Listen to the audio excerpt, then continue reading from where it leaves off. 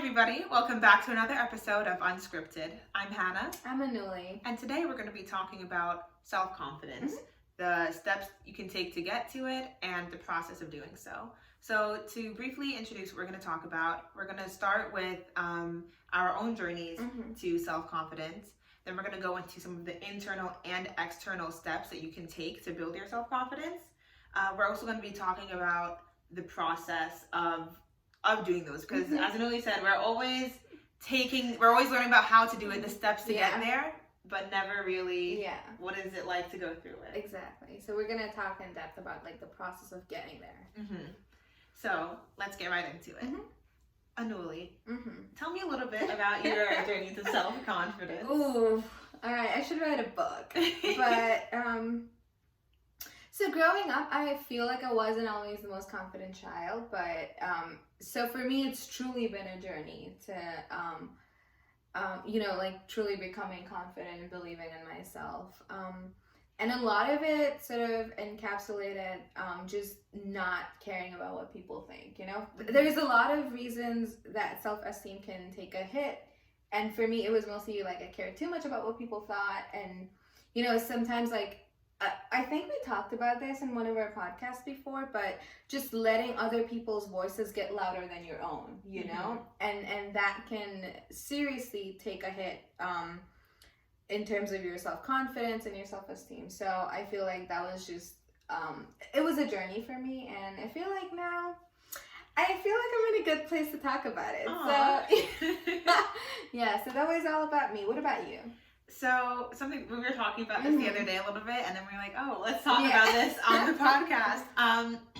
But I think I've always had confidence in my everyday life. Of course, there are times when I'm not confident about a certain situation, but more recently, I've become more consciously self-confident. Yes. And by doing that, I feel more comfortable in complimenting other people and boosting other people's confidence, which is something we're going to talk about later.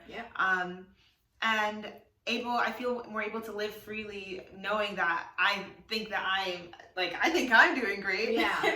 So I think it's kind of always been something I've had like growing up, which I'm very happy for.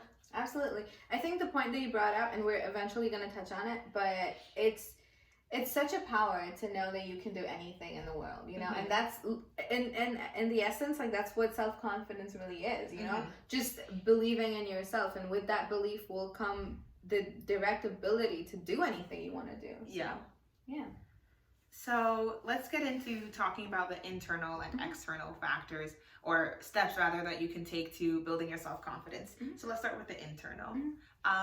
What do you think about the thing that we hear all the time, which is faking it till you make it? Is it something that you've done? Is it something that maybe, like, do you agree with it?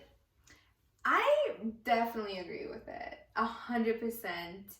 And my reason for that is when you start acting a certain way, even though you don't know if you're confident, or you don't think you're confident, but you start acting confident, and that tricks I'm a believer in the subconscious power and the subconscious mind, and your subconscious mind is not necessarily thinking for itself. It just sees everything and acts accordingly, right?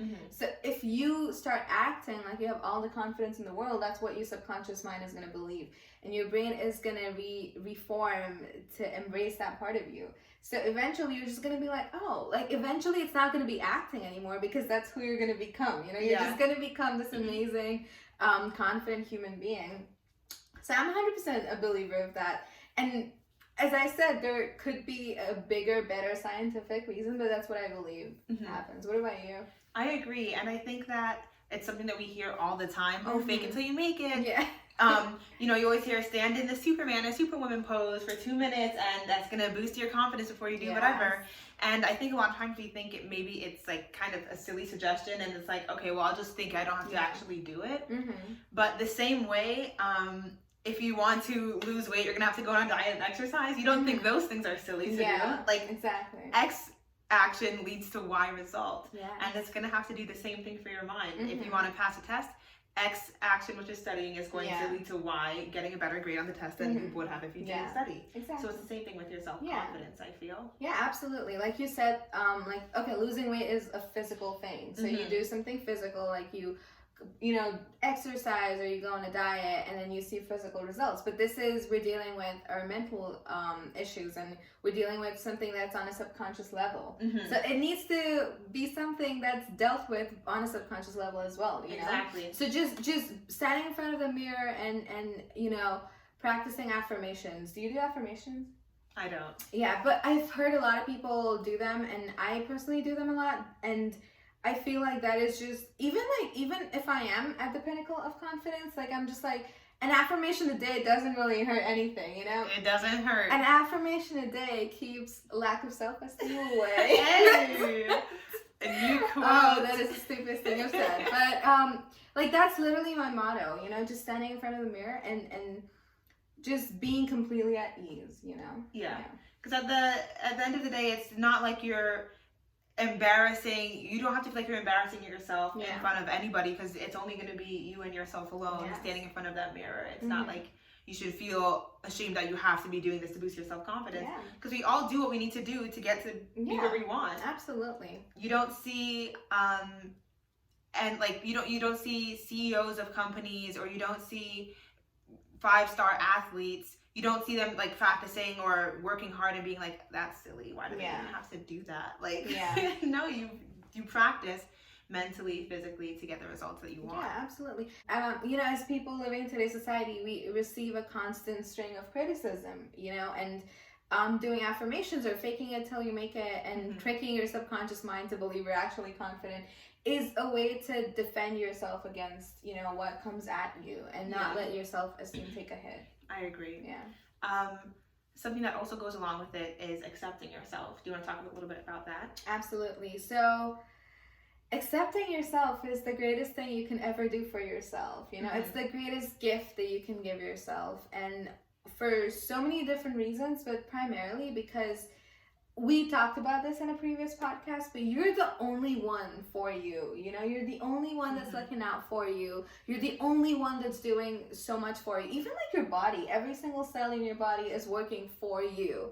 So if you're not ready to give back the love that your mind and your body gives you, then what really are you doing here? You know, you're waiting for other people to validate Hey, stop. Yes, Anuli. You're waiting for other people to validate yourself and your body and your mind, but really all you need is your own love and acceptance. So I read this cute little quote on Instagram, right? So when you go into a forest and you walk around and you see all these trees and you see nature, and you don't go criticizing it. You're not like, oh, the sky is too blue, or this tree is too broad, or it's too green. No, you're there and you're completely accepting it, and you're saying it's beautiful. And why can you not do that for yourself? Why can you not do that for your thoughts, for your abilities, for your body, for who you are? And I feel like just accepting who you are sort of eases that hold that you have on your brain, like, oh, I'm not good enough. You know, your brain knows you're good enough. Your whole body knows you're good enough. It's just a matter of convincing yourself. Wow, I love that. So going along with that, it's important to treat yourself right. I like what you're saying about, you know, your every cell in your body is working for you. You should be repaying yourself that love.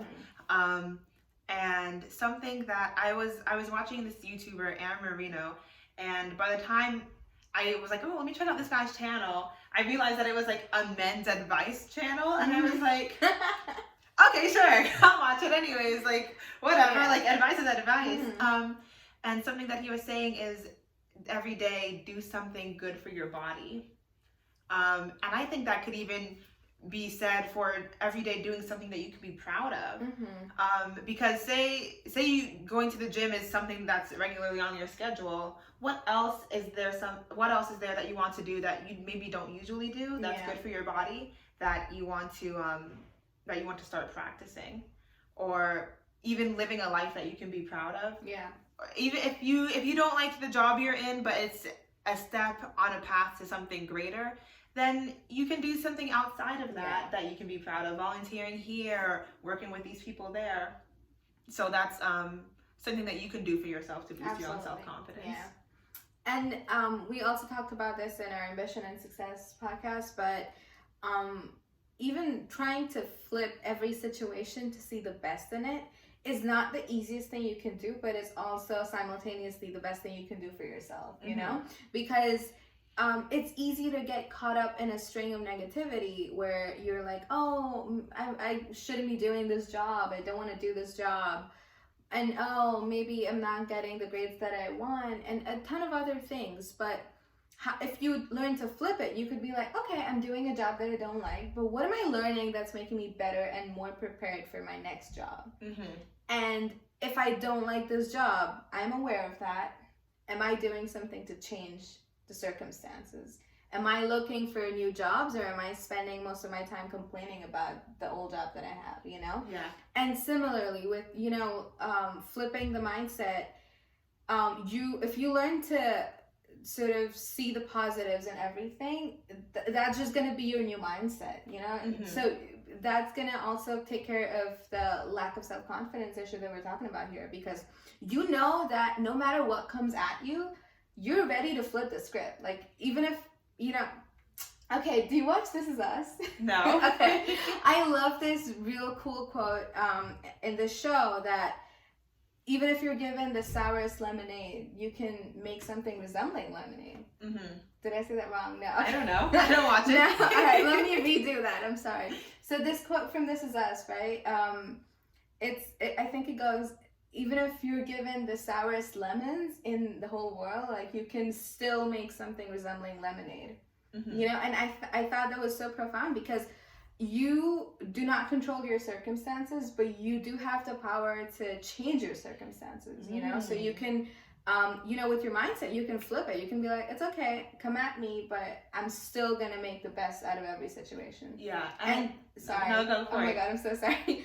And knowing that will definitely boost your confidence. I agree. Yeah. And I think having a positive mindset in these situations where you'd probably rather not be in, and trying to find the silver lining is hard, but having that positive outlook will give you a greater return on investment than having a negative mindset. Absolutely. And I just want to put in a little disclaimer of some sort. It's like, when we say have a positive mindset, I'm not necessarily endorsing toxic positivity, because we're very careful to make sure that we, you know, embrace our feelings. If I'm feeling upset about having a job that I don't like, I'm going to embrace that feeling. I'm not going to be like, you know what, I'm going to be positive and bury those feelings away. Like, I'm going to embrace that. I'm going to be like, okay, I know I hate this job. What am I going to do about it? What are my options? And sort of logically try to get to a solution. But toxic positivity would be like, oh, don't worry about it, you got this, and constantly trying to be positive in every situation without understanding why you're forcing yourself to be positive, you know, without understanding the negatives. So, yeah. And I think there are circumstances that I don't even have advice on how you can try to tackle them. Like, I'm still learning for myself. Circumstances where, like, the system is set up to give you a disadvantage. But in cases where you do have some amount of hope of maybe tackling these circumstances, then I think it's important to use this advice. Now, of course, there are times where it's like, I literally cannot get this job because I am whatever, or because that person doesn't like people like me, and things like that. But in the meantime, for what we can control, I think it's important to have that positive kind of flip on things. Absolutely. Yeah. The only thing that's not going to change is your own belief in yourself and your abilities. So you want to hang on to what doesn't change and what's constant, just hang on to your own self. Exactly. So let's get into talking about some of the external steps that we can be taking. Something that we were discussing a little bit before this was accountability. Yes. So going along with those circumstances thing, there's a television show on Netflix that I cannot remember the name of. It's the one with the kids, and the kids have magical powers, and the youngest sibling didn't, and then the father died. But anyways, you can find it on Netflix. I'm sure it's there. It's a Netflix original. But something that the older sister said to the younger one was like, you're an adult now. You have to start taking responsibility for yourself.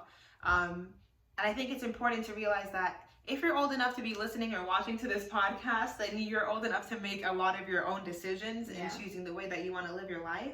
So you do have to be aware of maybe like the way and the things that influenced you and how you were raised. And you also have to be aware on how to either let those help you or let those not affect you in your life going forward. Absolutely. Yeah. I think that's a great point. And I see a lot of people, blaming the way they were brought up or the way they were raised and the circumstances that they grew up in. And I see a lot of people blaming those. And so they refuse to get out of that little, almost sort of a comfort zone that they made for themselves. Like, oh, I'm gonna shield my behavior because I was brought up in a bad household. Yeah. And it's okay to embrace those feelings again, like we talked about, but it's not okay to use them as some sort of a shield to defend the way you behave.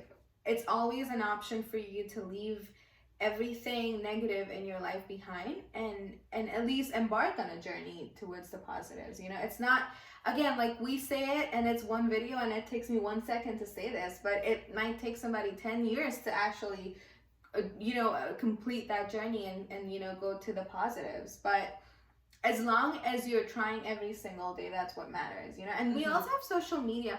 There is, like we talked about, I don't think we talked about this on our social media podcast, but like one thing I definitely wanted to say is as our generation has an enormous amount of access to social media in terms of goods and bad, but with the good, you can also pick up what is the right way to be a human being, Sometimes not a lot of people are taught that when they're growing up, So, just learning how to be and how to be at peace and how to be confident. And all of these things you can pick up on social media every single day, You can teach yourself. And there is absolutely no reason for you to not unlearn all the toxic things and the toxic behaviors that you've been taught as a child. I agree. Yeah. And I think it's important to make sure that your story, and this is kind of going along with living life that you're proud of and choosing, how you want to live going forward. If somebody asks you, oh, what do you do? Or like, so tell me about yourself. Is your answer something that you can't control? Is your answer a circumstance that you can't control?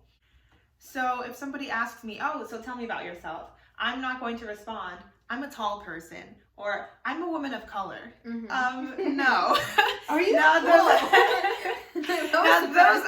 Those are parts of my story, yes. Those are the things that have influence on my journey for sure, but that's not me. Like there are things besides the physical that make me the person that I am and that are going to affect the way I live going forward.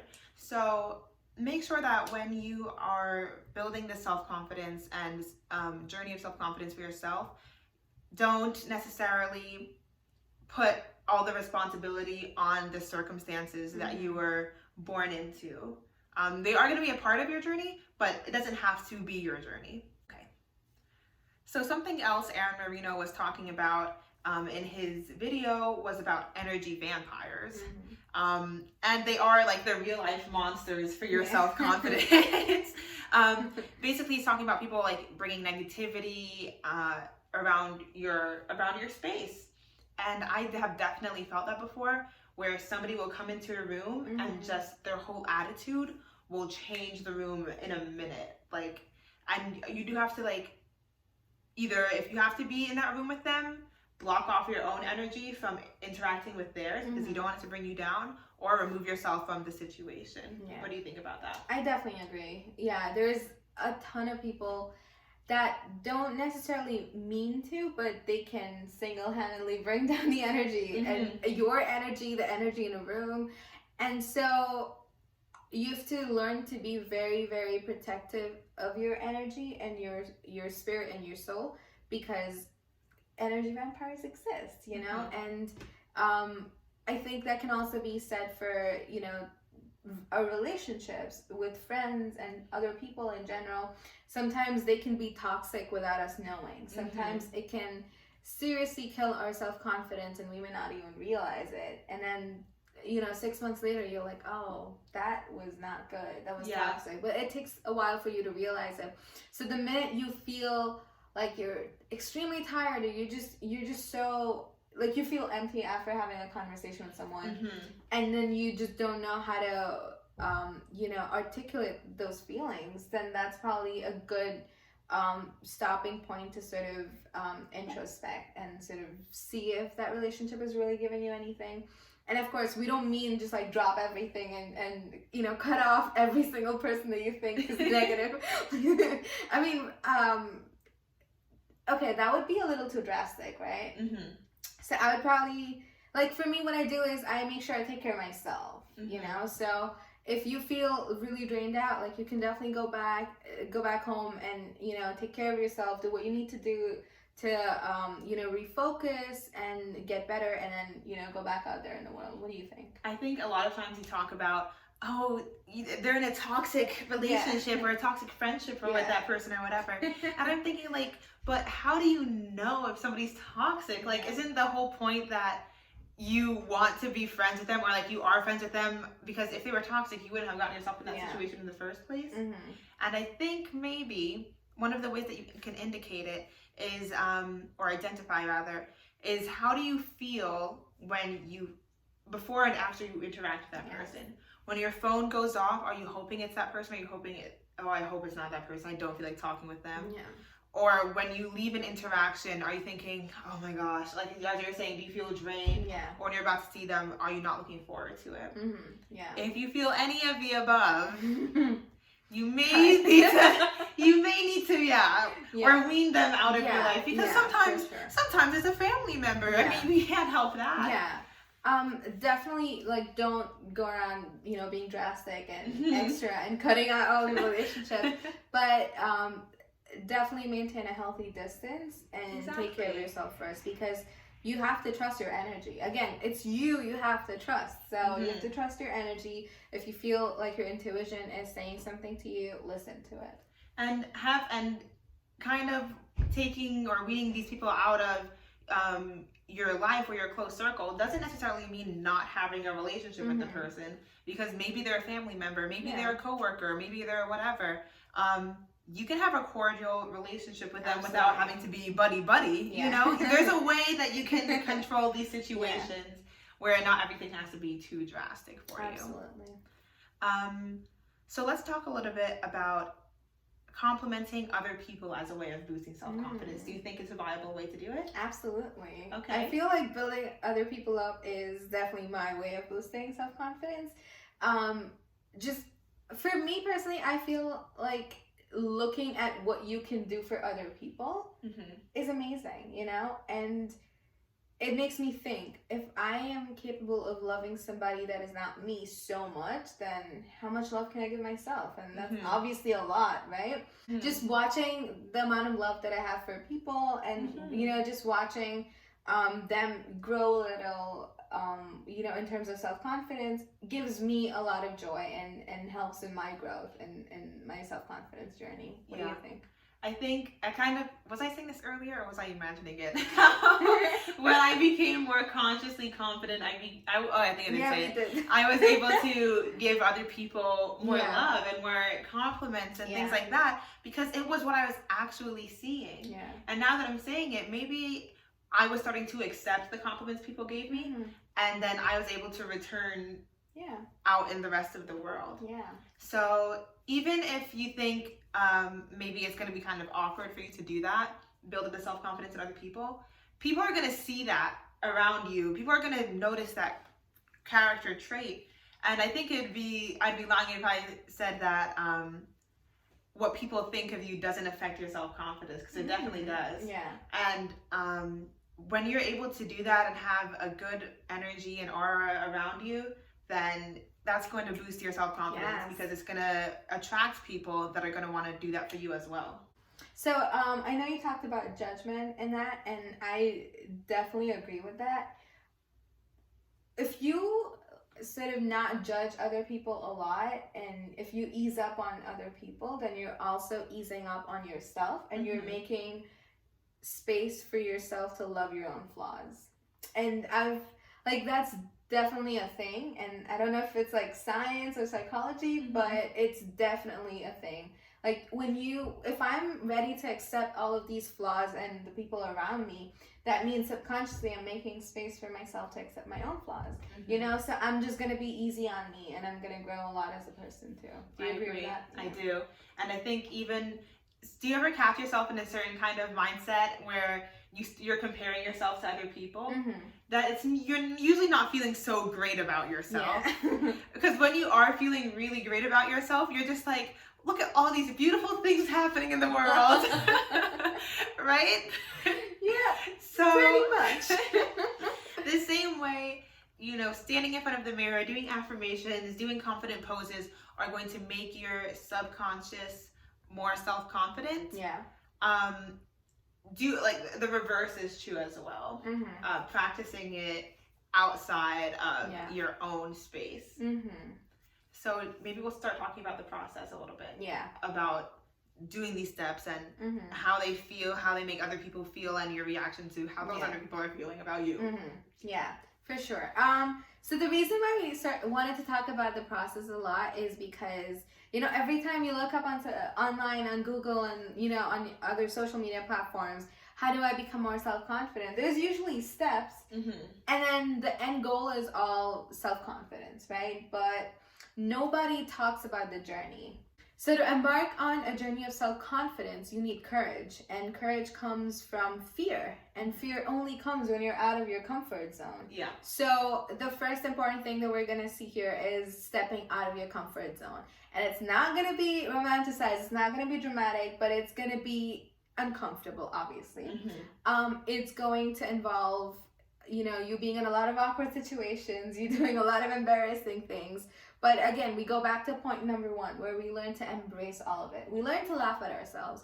And it's not easy. Again, like I said it in 1 second, but it's going to take years for you to learn to laugh at yourself. But that is step number one. And then once you learn to laugh at yourself, you go easy on yourself, it just becomes exponentially easier to get to that place where you're just like, I am who I am, and I'm beautiful, and that is it. Do you agree? I agree very much. And I think it's like an exponential graph of circles, because if you want to build self-confidence, but do it in a way where you aren't going to have to be uncomfortable, you're not going to get anywhere. It starts with one step. You're going to have to do it if you want to start this cycle. So once you're able to get over that, you're going to have fear, you're going to have to use courage to kind of build your way to that self-confidence stage. And as you said, it's going to become easier, but also you're going to realize, okay, I am very scared, but I'm confident enough that I will be able to achieve it. And that's going to increase with even more important matters than, oh, I'm nervous about going to this party tonight. Okay, but let me take that one step and go ahead and put myself out there in an uncomfortable situation so I can grow. That's going to lead up to you being able to say, I'm nervous about the results. I'm nervous about doing this, but I'm going to go ask my boss for a raise. It's going to take these little steps to get to that point, but you have to put yourself in an uncomfortable position. Otherwise, then what are we doing? Absolutely. And also learning to focus on the moment instead of the feeling, you know? So if you're going out to a party, but you're really scared about it, instead of thinking, oh no, it's a party, I don't want to go, I'm too scared, you can be like, oh, it's a party, what a fun way for me to meet new people, you know? Again, like if you have to be on stage speaking to a whole audience, you could be like, oh no, I have to talk to so many people. Or you could be, wow, I have an amazing opportunity to express my thoughts to so many people. And again, it's not a day's worth of work that you're like, oh, tomorrow I'm going to be the most confident person I know. No. This is a journey, and you're building a foundation. So every single little experience, good or bad, is going to add to that foundation that you're building for yourself. And eventually, it's going to flourish. And it takes, honestly, it's just a special kind of power and a whole new kind of self-confidence when you derive it from a foundation, you know, when you derive it from your experiences. Don't be afraid of making mistakes, you know, and don't be afraid of not having the best judgment possible, because good judgment comes from experience, and experience comes from bad judgment, you know? So every time you go through cycles of, oh, I should have done that, you're also relearning and reteaching yourself what the best way is, you know? I think also, again, as Anuli was saying, you're going to have to be building this foundation, and it is so much work to do it. It's not going to happen in a day. It's going to take an extremely long time, and one day you may or may not wake up and realize, wow, I'm starting to see the returns on investment that all of my work has been leading up to.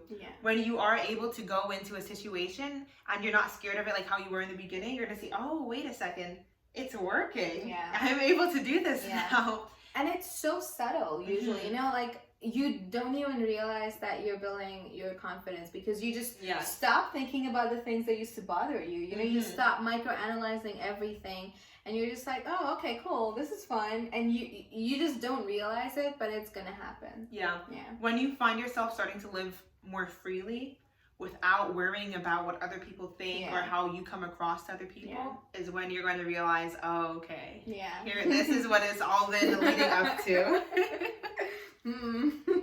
But yeah, Hannah and I have always been big advocates of just living for yourself and knowing that you're the only one for you. So worship yourself and stop caring about what other people think.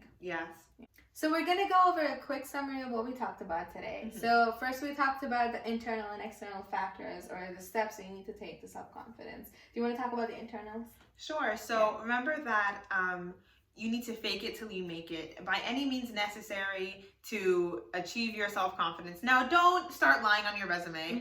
That will not yield your desired results. But do what you need to do. Feign your confidence in order to start feeling it for yourself. Practice makes permanent. If you practice a positive mindset and positive feelings, you will see a return on that investment. I just remembered a quote by Muhammad Ali. I said that I was the greatest even before I knew I was.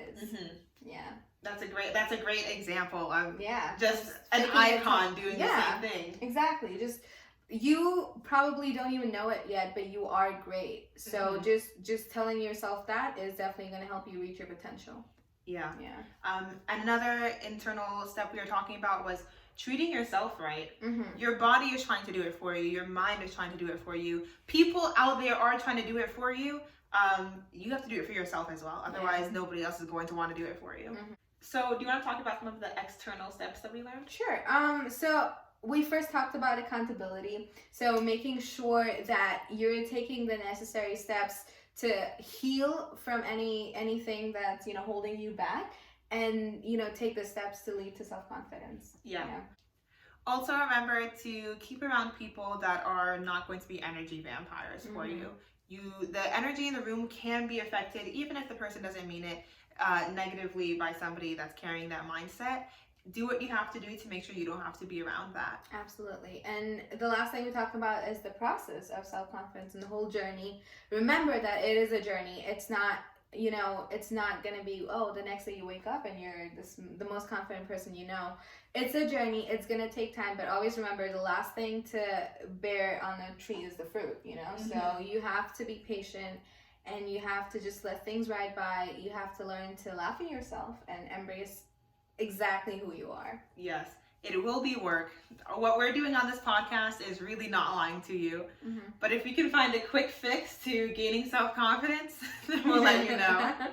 There is no quick fix. Oh, snap. All right. Well, there you go. Merry Christmas. All right. Until the next one. Yeah. Well, thank you guys for watching. This was another episode of Unscripted. I'm Anuli. I'm Hannah. See you guys soon.